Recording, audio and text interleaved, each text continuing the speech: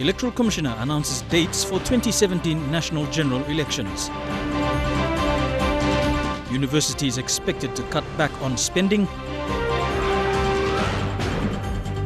And the Panthers arrive for tomorrow's game against the Hunters. This is National EMTV News with Mary Bartolo. A very good evening. Thank you for joining us for Friday's news. Election dates for the 2017 general elections were announced today by Electoral Commissioner Patilius Gamato. Issue of writs will be on the 20th of April 2017 and return of writs will be followed 3 months later on the 24th of July 2017. Other announcements include plans for the LLG elections and the theme of the elections. Mr. Gamato made these announcements while calling on the national government for more funding to ensure a successful election operation. Along with those announcements, Mr. Gamato also revealed the theme of the elections. Your choice, protect democracy, with the slogan, Think, own and vote now. Another revelation was that the national and LLG elections will be conducted at the same time. Under the law, I am entitled to conduct the two elections together. It's Section 299 of the Organic Law on National and LLG elections. With the issuing of writs starting on the 20th of April, there will be 7 days of nominations with the close of writs on the 27th of April. 2 weeks of polling will follow starting on the 24th of June and ending on the 8th of July. The dates of the return of writs will be different for the national and LLG elections, with the national election on the 24th of July, while the LLG return of writs will be 2 weeks later on the 7th of August. With the announcement of the dates today, the immediate priority for the Electoral Commission is to update the common roll. There are plans to decentralize the enrollment of people to districts, but this all now hinges on the funding they will receive from the government.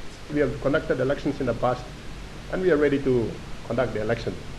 The only hurdle that we have to overcome is funding, and we have already approached the Chief Secretary to government asking for additional funding, and we believe the government will provide us funding. Sarah Aupong, National EMTV News. While speaking on the Samarai Murua seat, Mr. Gamato said there will be no by-election for the vacant seat. He said this decision was made because of time and money constraints. The law says, the Constitution says, 12 months before the return of writs, there shouldn't be any by-election.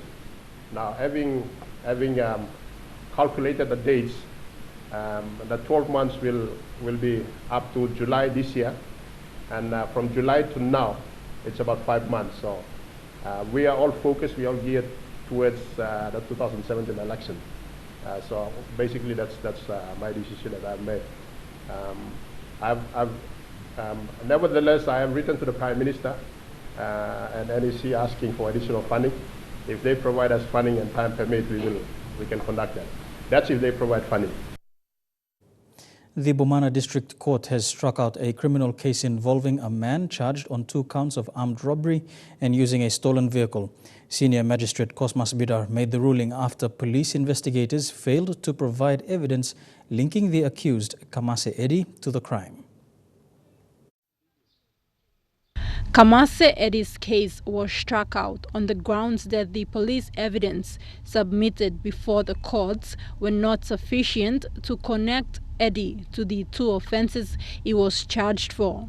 Magistrate Bidar said there was no clear evidence linking Eddie to the offence and dismissed the case, stating that though he was alleged to have been involved with 4 other individuals, their identities were not provided, leaving the court with insufficient information. Eddie is the second defendant to have his case struck out because of lack of police evidence this week. On Wednesday, a Western Highlands man accused of killing 2 people in Port Moresby on 17th September last year was told to return home after spending 3 months at the Bomana prison.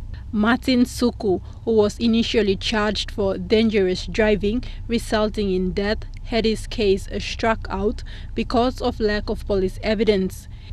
In another matter, one man appeared for mention on 4 counts of break and enter, stealing, unlawful assaults and willful damage. It was alleged that the defendant, Benny Guy, destroyed a number of vehicles at the AT's compound at 8 Mile on January 27 before he broke into a store, stole store goods and assaulted a woman. The damage was valued at over 43,000 kina, and Guy was advised by Magistrate Bidar to find a lawyer to represent him if he wants to appear for bail. His case will return to court on March 4. Takla Gunga, National, MTV News. Aminga Umba, a mother of 4, died after she received burns when petrol was poured on her.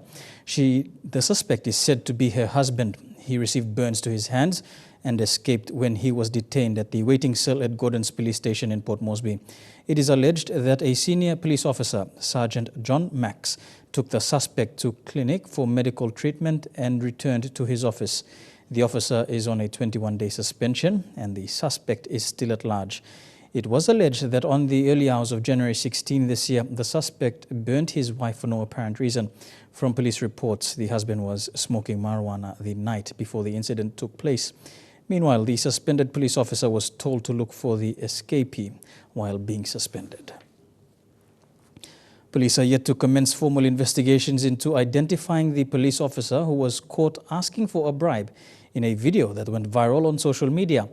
The incident, believed to have occurred on December the 31st, 2015, was filmed through a camera placed on the dashboard of an expatriate's vehicle. The video records the conversation between a traffic police officer and an expatriate driver, believed to be Australian. From the conversation, it could be heard that the officer refused to inspect the vehicle after asking if the vehicle registration was valid. So that's why I don't want to check the registration or whatever, even tire or anything. Policemen in Papua New Guinea, some of us are very good guys. Some of them are. The officer goes on and asks for a bribe, stating that he wanted to have a few stubbies and had asked his family to prepare some food. Indeed, for a good heart, it's a present, so you can offer me a present. I just want to go and have some stuffy with my family. I just want, because I've told them to prepare some food and all these things, so I'm in broke at the moment. I don't have any money on me, I'm sorry. Yeah, that's what I mean. Yeah, I got nothing. After learning that the expatriate driver had no cash on him but had bank cards, he went further and asked if they could go to the nearest ATM so the expatriate can withdraw money and give to the officer. So, I don't carry any cash. If you trust me, we can go to the nearest ATM or wherever to the bank, I'm and then sorry. you can help me. I can't. I have to go home now. I have to go to my wife. Police Commissioner Gary Baki has announced that 2016 is a year of discipline and that the police will work hard towards not only minimizing such acts but to completely eradicate them from the police force. At the courts this week, 2 police officers were charged for permitting escape of a criminal. One was suspended for 21 days and the other appeared for mention today. Takla Gunga, National, MTV News. Universities will be expected to take tough decisions to cut back on spending following government directions. The University of Technology has been told to go back to government with a cost reduction strategy by April. The university says academic programs won't be cut. Unitec in particular has been hit hard by the government's belt-tightening measures. When the school year began, 300 students missed out from getting the government's HECAS funding support after the minimum cut-off mark for academic performance was raised over the holiday period from 66% to 68%. So the situation is that they are aware that if they are to register that amount of money that they are required to pay have to be paid for them to register. 300 represents about 10% of the total Unitec student intake. The university administration said while there are frustrations, parents and guardians have dug deeper to keep their children in school. When the academic year started, the national government issued a directive to Unitec and other universities to have a cost reduction strategy ready by April. The directive comes at a time when Unitec is recruiting new lecturers both in country and overseas in a bid to improve its academic quality. The Deputy Vice-Chancellor says academic programs won't be affected by the cuts, but non-essential areas will have to be trimmed. Academically, we will continue to recruit, but in our operations, administrations and support services, we have to look into these areas and look at the staff numbers. The government's belt-tightening measures are fast becoming obvious, with key essential services taking the blows.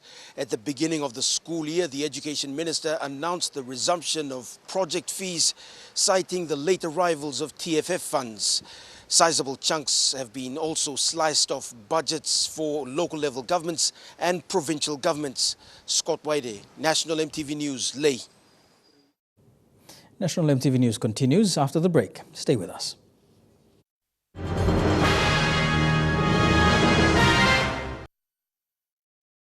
Welcome back to National MTV News. Ted Dero Primary School in the nation's capital is the first to receive the government's Learning and Teaching Resources component. Through the government stakeholder partnership, Trade Pacific will deliver learning materials to schools while the tuition fee-free education policy is being sorted out by the National Education Department. The Trade Pacific Limited has come to the aid of schools in the country with teaching and learning materials for students and teachers. Schools will be assisted with stationeries on credit basis if the TFF is not ready on time. The government will provide all these facilities. Now we are implementers. We want to make sure it's converted into your books and pencils, etc. And your teachers and your head teacher, the school, will make sure that they receive it. It'll go to the class, and from the class, each one of you will get your individual kits. And Ted Dero Primary School in Port Moresby is the first to benefit from this government and stakeholder partnership initiative. Following this, other schools in NCD set to receive theirs are Pavaroko Primary, Sebese Moria Primary and Watts 3 Primary Schools. This will be distributed to each of the students according to the figure. As I mentioned, 2,100. Every individual will be receiving all the stationaries that are disposed there. They are packed and according to individual students. So what we have to do is we just get the kit, give it to each individual students, and that's it. That's easy, convenient. Today, students from elementary to lower primary and upper primary levels receiving their share of basic study kits donated by the Trade Pacific Limited. This initiative is part of the government and stakeholders partnership through the Education Department. The government's initiative, especially through the Education Department, to bring about service delivery in terms of education to children of Papua New Guinea. And in doing so, the government goes into partnership with private public partners. It was trialed in 2014 and modeled in several schools throughout the country, especially schools in the rural areas, disadvantage of accessing stationaries. The materials are given to them. That is what delivery of services is all about, and particularly in education. Teachers are posted to remote areas. They need not to come to the district and look for materials. They need to be teaching, and the service should go to them. And I think that's what we have demonstrated today. This is the first quarter of the teaching and learning resources component that is set to be donated quarterly in terms 1 and 2. Eric Arupma, National MTV News. Over 3 million kina worth of building materials for government institutions in Abau district are currently loaded on a pontoon in Port Moresby. These materials will be used to build schools, health centres and family homes. These come as Abau district continues to improve on welfare of families and communities in the rural Amazon local level government of Central Province. Abau MP Sepuka Temu was present at the Bismarck Maritime Shipping Dockyard this afternoon to witness the loading of building materials worth 3 million kina. These materials will be shipped to Amazon Bay local level government for health centers, school dormitories, teachers' houses, churches and family homes. The Abau MP says Amazon LLG is one of the most remote area of the district which has received little focus over the years. It's where the government should be focusing. Good governments are about improving the quality of life of the citizens. The loading of the material started yesterday and will continue for the next 24 hours. It would take 2 to 3 days to transport these materials to Amazon Bay. Not only build aid posts and schools and dormitories and roads, but we are now going to the families' welfare. A major benefactor is the Margarita High School, which will see laboratories, teachers' houses and dormitories built. Up to 2012, that's when the member came in and the governor came in and they started to fund the school. So we end up more or less like the building stages. Eventually we have all the infrastructure in place, then we'll convert the school as a day school, convert to boarding school. A sum of 95,000 kina was paid for logistics alone. Jack Lapava Jr., National EMTV News. And now a look at the finance news. The kina closed unchanged at $0.3295 in the interbank market. At Bank South Pacific, your kina was buying $0.3220 $0.4443 Australian dollars, $0.2843 euro, and 37.36 Japanese yen. Looking at commodity prices at New York close, coffee and copra closed higher, while gold and cocoa closed the day lower. Palm oil and crude oil closed lower, while the copper closed the day higher. And on the stock markets, the Dow Jones closed 33 points higher, the ASX closed 110 points higher, and the All Ordinaries closed 105 points higher. You're watching National EMTV News. More local and international news after the break, including the latest on the Zika outbreak.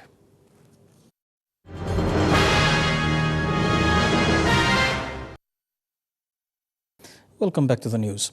The call for evangelism must be strengthened, beginning with families. That's the challenge from Bishop Rokus Tatamai of the Catholic Diocese.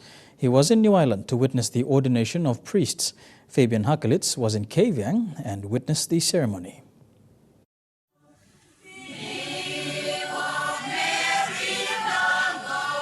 On Tuesday this week, the Kavieng-Loringaut Catholic Diocese witnessed two young men who gave their lives to serve the Lord in their priesthood ministry. Installing the ordination sacrament was Berena Diocese Bishop Rokus Tatamai.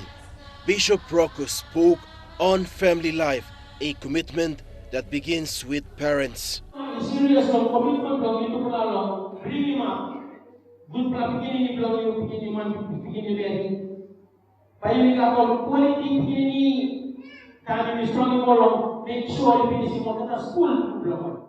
It was the deaconate ordination for Harry Matavungas from Lavungai Parish and priesthood ordination for Father Gordon Mokoi, Poas Parish. The newly ordained priest said family is the foundation of evangelization, which embraces community life. Where young people grow up in an environment where they feel, they see, they taste, they smell, they touch the presence of God. Kavieng-Loringaut Diocese pastoral plan is to nurture Christian faith in families based on value and integral human development. The parents accept the fact that the children are gifts from God to them, and they can also give the church the gifts of their children. Bishop Ambrose thanked families and the faithful for their prayers and support in promoting vocation within the Catholic Diocese. Fabian Hakelitz, National EMTV News. Morobe Governor Kelly Naru has described the recent Lutheran University project as an unfortunate situation. He urged church leaders, the clergy and government leaders to work together to ensure that the university gets off the ground. Naru noted that excessive funds received from the national and provincial governments have been used on administration and consultation costs. On Monday, former ELC PNG head bishop Gigera Wenge said the Lutheran University project was purposely to train pastors and leaders, but lack of cooperation within the church hierarchy has left the project incomplete 6 years on. With 15 million up to date now, we could have achieved a lot of things. I am not sure what happened with all the funds that came in, but only a proper audit of the funding and a proper audit of the infrastructure that has been put in place will verify as to whether or not the funds have been properly spent and used for the project to which it was earmarked for. Now you're watching National EMTV News. We'll be back with more after these messages.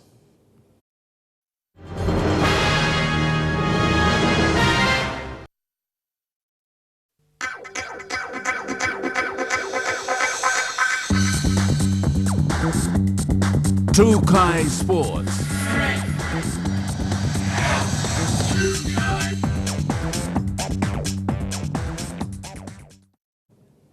Welcome to Trukai Sports. The SPPNG Hunters and the Penrith Panthers New South Wales Cup side had a feel of the ground this afternoon ahead of tomorrow's trial match to mark the opening of the National Football Stadium. The Hunters will use tomorrow's match to test various combinations ahead of the 2016 QRL season. The SPPNG Hunters had the first feel of the National Football Stadium this afternoon for the captain's run ahead of their match against the Penrith Panthers.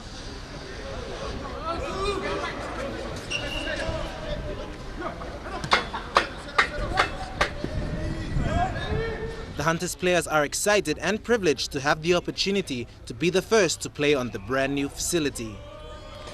I think it's a privilege that boys come and test him. It's first of its kind to have kind of facilities here in here. I think the first surgeon guys, but this one is more big now. Boys really enjoy him. Yeah. Coach of the Hunters, Michael Marum, isn't expecting anything extraordinary from the team. He wants to use tomorrow's trial match to test his combinations ahead of the 2016 season. It's trial game, so we need, expect the boys to play well and just follow what they've been taught during the last 8 weeks. So not just their best football, so they can earn a spot in the starting team round one. The NFS can cater for up to 15,000 people and is expected to be filled with rugby fanatics tomorrow. The Hunters also urge followers and fans to go down and support the team. Maybe come along and witness the opening of the stadium. I think the Prime Minister probably will be opening this, so it's good. Going to be good. 5:45 kick-off. So yeah. The Hunters will have the opportunity to open this beautiful facility tomorrow, right here in the nation's capital, at 5:45 p.m. against the Penrith Panthers New South Wales Cup side. Dion Kombang, National EMTV Sports. Papua New Guinea sprint sensation Miriam Penny is setting her sights on the Queensland Junior Athletics Championships after she won gold at the annual Australia Day Gift Sprint on the Gold Coast. Penny represented the Ipswich District Athletics Club and won in 13.53 seconds, running the 120 metres off a handicap of 8.5 metres in front of a packed crowd. The 16-year-old surged past Michelle McKay and held off Papua New Guinea's elite sprinter Toya Whistle to make it her second win in 14 months, having won the 110-meter Noosa Gift Ladies Invitation in 2014. Penny says she's been training and working very hard on her techniques for sprints lately, and only took part in the championship to see how well she could run. But to her surprise, she came first. The Commonwealth Games prospect had a year to remember in 2015, winning silver in under 1600-meter race at the Australian Junior Track and Field Championships and making the final of the 100-meter and 200-meter while representing PNG at the Commonwealth Youth Games in Samoa and the 2015 Pacific Games in Port Moresby. Determined to improve her times, Miriam worked hard with her coach Vic Pascoe in the lead-up to the Gold Coast Gift. Miriam will now focus on the Queensland Junior Athletics Championships, where she hopes to make strong improvements on the track and qualify for the Nationals. Her current personal best in 100-meter is 12.26 seconds and 25.19 seconds in the 200-meter. The youngster said she felt she could get faster and she will have that opportunity to prove that at the Queensland titles and hopefully come away with a medal. Shane Saroya, National EMTV Sports. Don't go away. True Guy Sports continues after the break.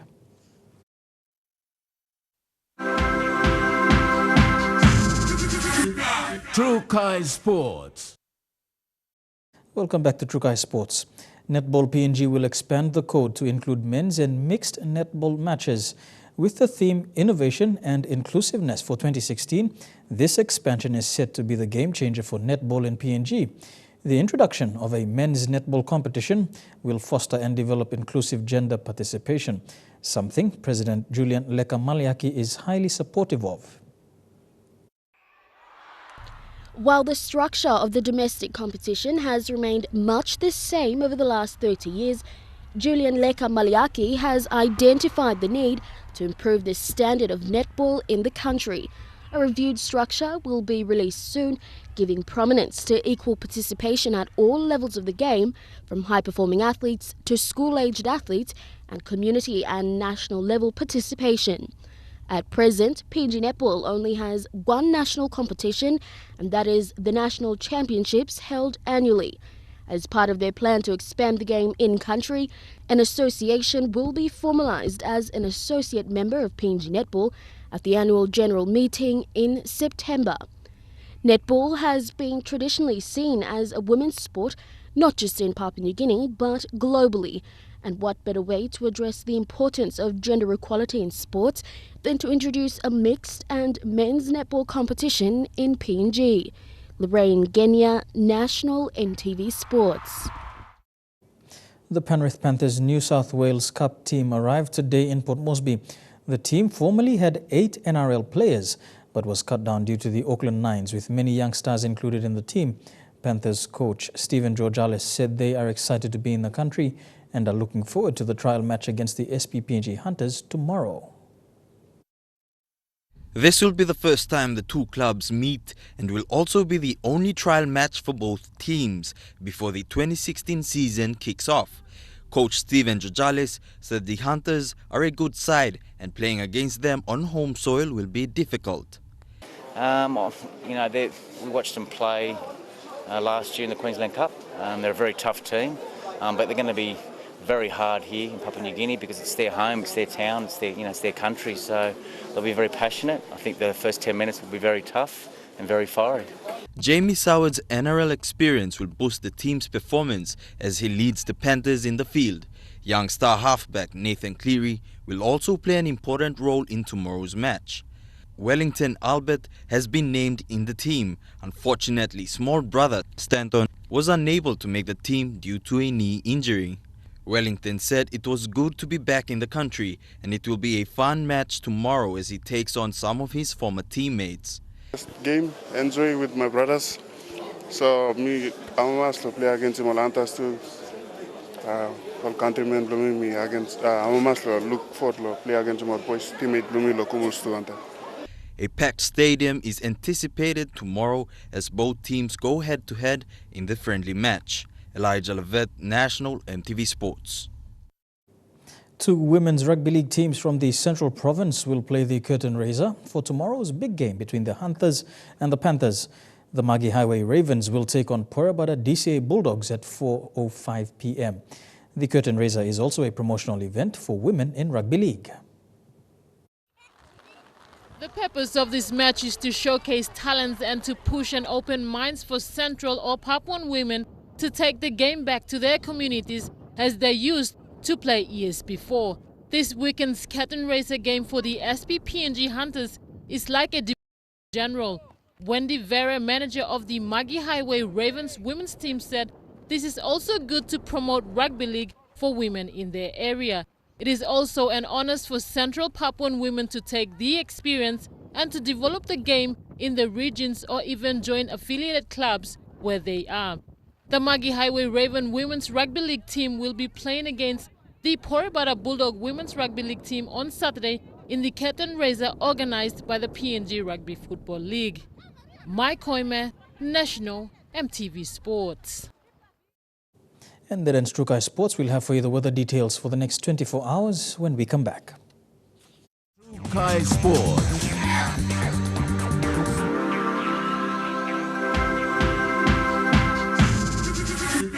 True Kai Sports.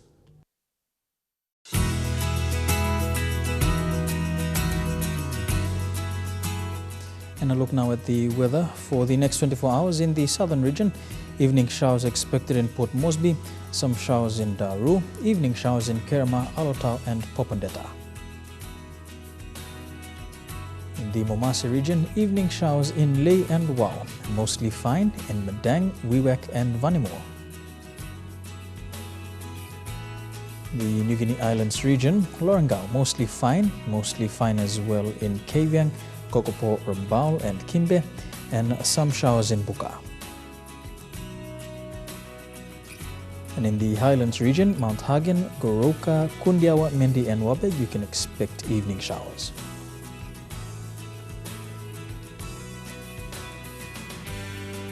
A look now at the forecast for small ships, and there is a strong wind warning current for all coastal waters of southern PNG Indonesian border through Torres Strait and Daru to Kiwai Island, to Kerma, Yule Island, Hood Point, including Finchafen through Vitia Strait, CC Islands to Long Island and West New Britain.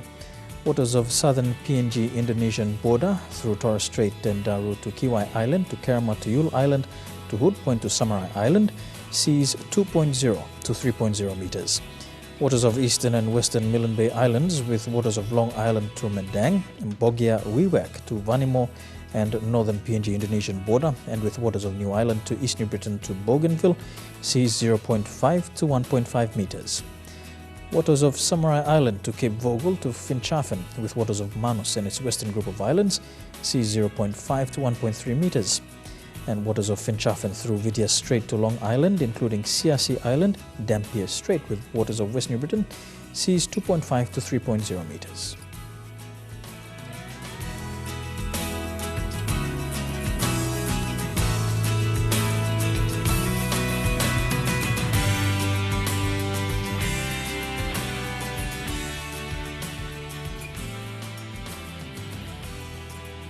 And a look at the ocean forecast for PNG areas. Coral Sea, Solomon Sea and Bismarck Sea.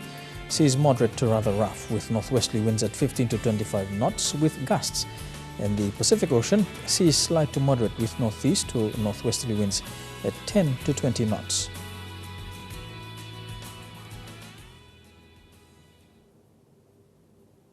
To some news abroad now, and the days of China's critics feeling safe in foreign land may be coming to an end.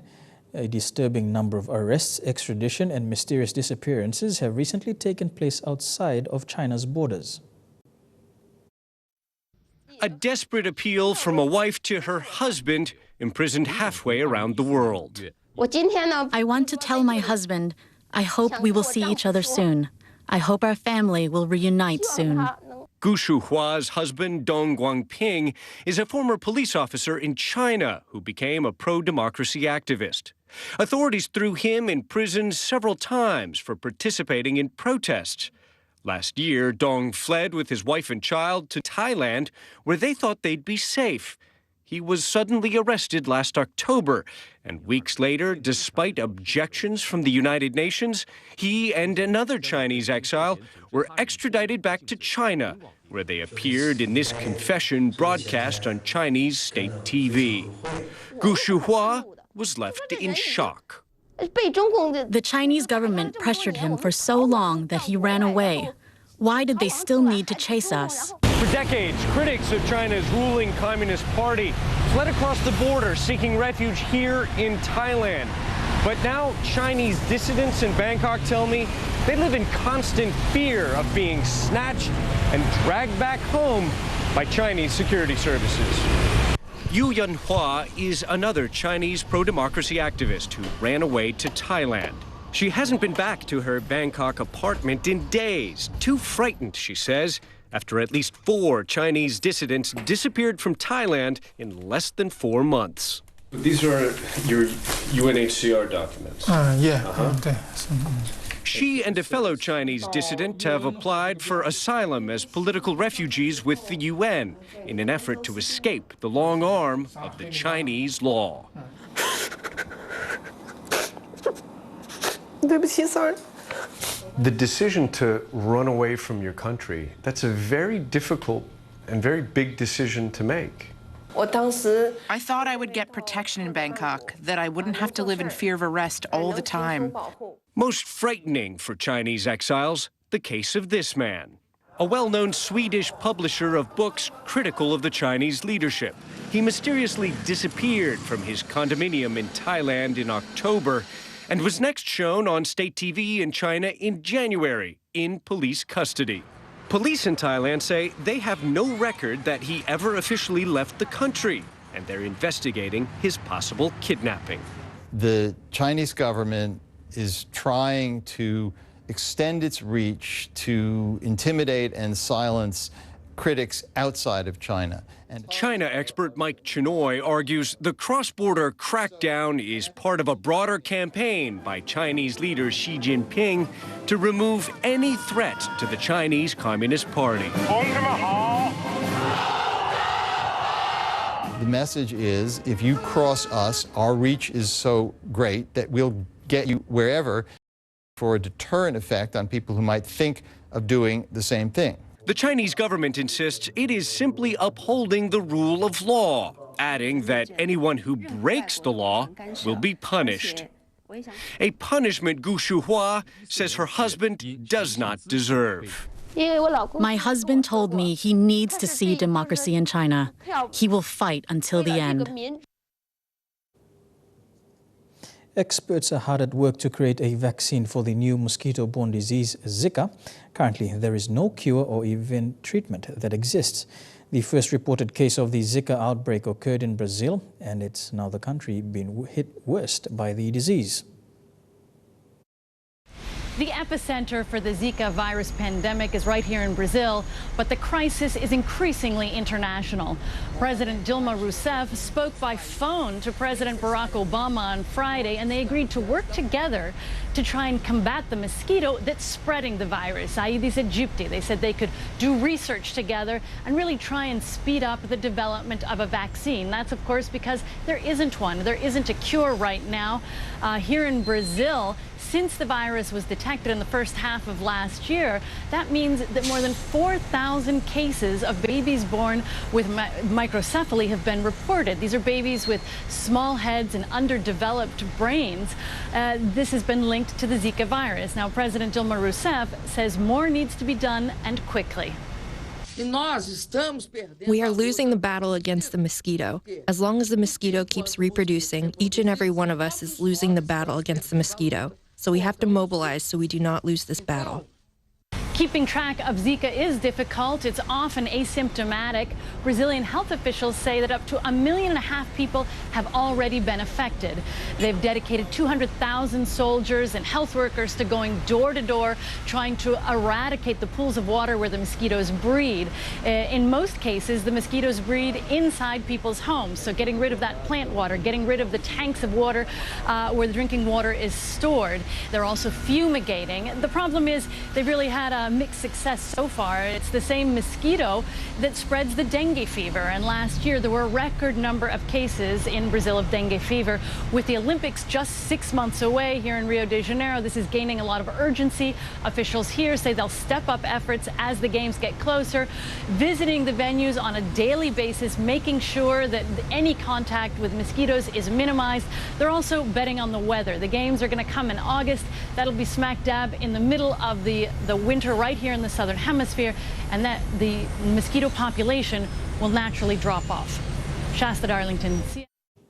And in news just in, police in Port Moresby have apprehended a suspect in relation to the bribe video involving an expatriate at a police roadblock. The suspect was picked up at 2 today and is currently in police custody.